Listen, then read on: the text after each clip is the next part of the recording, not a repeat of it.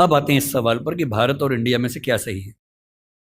संविधान सभा में इस पर खूब बहस हुई थी। यह हमारे संविधान का अनुच्छेद 1 है और उसमें लिखा हुआ है India that is Bharat shall be A union of states. बड़ी इंटरेस्टिंग बात है कि उस समय डिबेट थी कि भारत का नाम भारत रखें या इंडिया रखें। कुछ लोगों ने आर्यव्रत भी कहा, आर्यव्रत कहा, कुछ ने हिंदुस्तान कहा, सब नाम चले। अंत में सहमति बनी कि नहीं, भारत और इंडिया ही ठीक है। नेहरू जी ने खुल के तो नहीं, पर नेहरू जी के पर्सपेक्टिव से जो बात वहां पर ज्यादा आई वो ये थी कि हमारे संविधान के बनने की प्रक्रिया में जो बहुत सारे एक्ट थे जो अंग्रेजों ने बनाए थे, जैसे इंडिया इंडिपेंडेंस एक्ट 1947 का है, 1935 का एक्ट था, उन सब में इंडिया का इस्तेमाल था। उस समय के भारत की तरफ से जो समझौते अंतर्राष्ट्रीय थे उन सब में इंडिया नाम था।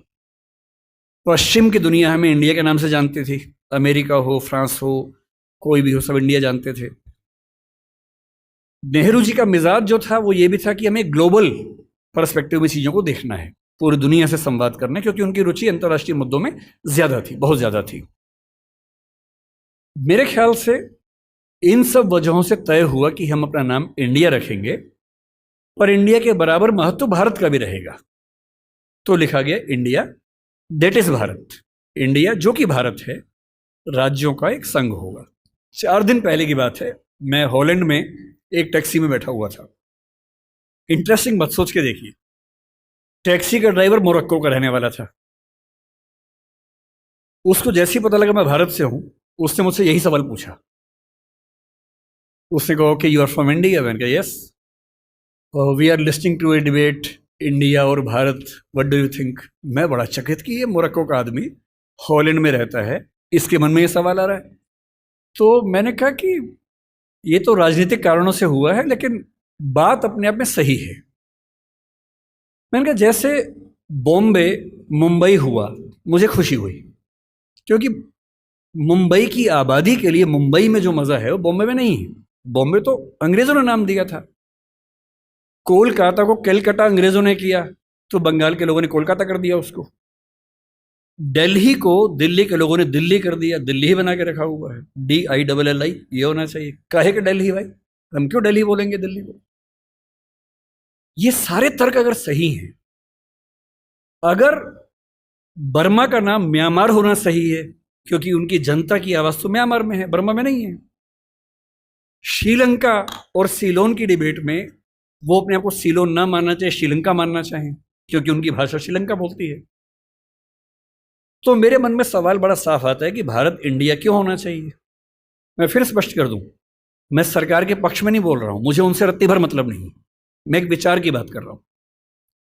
और मैं जब संविधान पढ़ाया करता था, अनुच्छेद 1 पढ़ाते हुए मैं हमेशा बोलता था कि मुझे चुभन होती है ये पढ़ते हुए कि इंडिया दैट इज भारत। दोनों ही लिखने थे तो भारत दैट इज इंडिया कर देते। अगर दोनों ही लिखने थे, ठीक है, दोनों रखें, क्या दिक्कत है। इंटरेस्टिंग बात इसके बाद है, मोरक्को के उस ड्राइवर ने उसके बाद पता है क्या कहा, हिंदी में अगर बताऊं, बोले अच्छा अच्छा ये मामला है, अब समझ में आया। फिर बोले कि बड़ी इंटरेस्टिंग बात है, हमारा नाम मोरक्को पड़ गया फ्रेंच लोगों की वजह से। मोरक्को के लोग मोरक्को को मगरिब बोलते हैं। और जब मैं सऊदी अरबिया गया, सऊदी अरब के लोगों ने मुझसे पूछा कहां से आए हो, मैंने कहा मोरक्को। उन्होंने इस भाव से देखा कि मैं पागल हूं, बोले नहीं, मगरिब से आए हो। अगर मगरिब की आबादी खुद को मगरिब कह के खुश है, तो उसे फ्रेंच लोगों की वजह से मोरक्को क्यों कहा जाए? इंडिया शब्द वेस्ट ने दिया और बुरे भाव से दिया। उनकी नजर में इंडियन होने का मतलब है बहुत पिछड़ा हुआ होना, रेड इंडियंस, वेस्ट इंडियंस। तो आज ये क्यों हुआ, मैं समझता हूं कि राजनीतिक निहितार्थ है और उस राजनीति में मेरी रुचि जरा सी भी नहीं है। लेकिन ये आज हो या कभी भी हो, मैं इस पक्ष में हूं कि देश का नाम देश की भाषा में होना चाहिए और देश की भाषा भारत के पक्ष में है।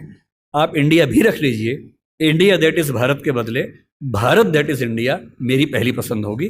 मुझे इंडिया से दिक्कत नहीं है, पर भारत मेरी पहली मोहब्बत है।